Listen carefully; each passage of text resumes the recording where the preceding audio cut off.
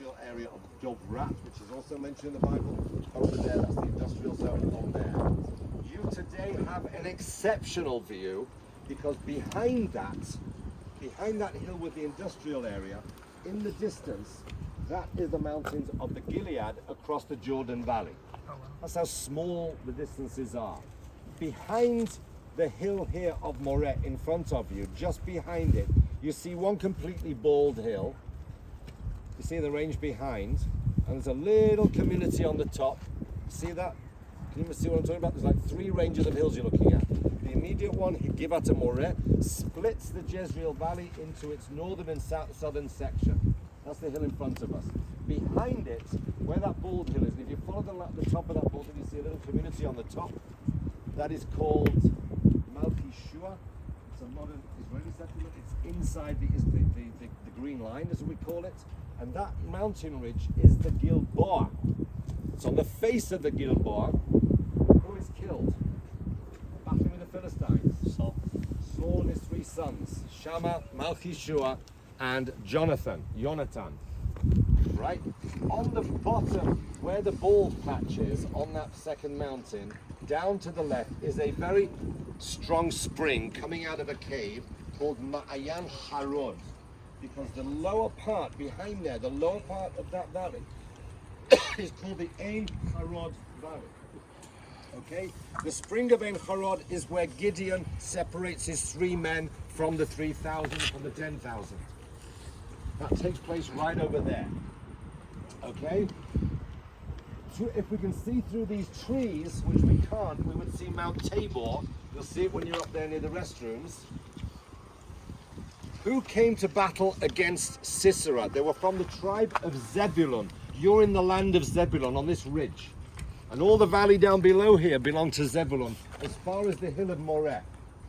And the other side of the hill of Moreh belonged to the tribe of Issachar. And to your right, through the trees, you see the edge of Carmel. All of that belonged to Manasseh.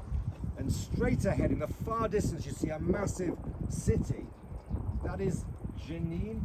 It was called in Second Temple period Yanun, and that today is a modern Palestinian city, which is the opening way into Samaria. And if you were to travel up through that town, you would enter the valley of Dothan, which is where Joseph is sold by his brothers. Where David goes hunting a bit, okay? That's the Carmel. That's where Elijah defeats the prophet of the Baals. Look at this hill in front of us, the hill of Moreh. Do you know how many stories are on the hill of Moreh? Down on the right, let's not go as far as the high-rise buildings, but you come down the hill to almost the bottom, and then come inward, and you see like a little town down there. A little sort of village town down there. It's almost like its own little hill. That is Shunem. It's a modern little Arab village called Salem, but the town is Shunem. That is where Elijah raises a widow's son. Right?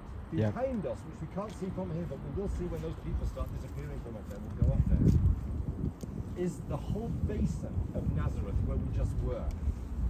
So you imagine, you know, as a kid, as an adolescent, what is Jesus doing when he finishes his schooling at 14? Well, there was no careers guidance counseling in those days. If your father was a trader, you became a trader. If your father made barrels or wheels, that's what you did. If he was a shoemaker, that's what you became. If he was a fisherman, and fishing on the Sea of Galilee, it's not a sea, it's only a lake, can only fish for 2 months of the year. The rest of the time they're shipping people and goods. So you'd work on your father's boat. And if your father is not a carpenter making tables and chairs, a carpenter, think of the time of King James. In King James' time, all big houses, stately homes and people's homes in England were built of oak beams and plaster. To be a builder, you had to be a carpenter.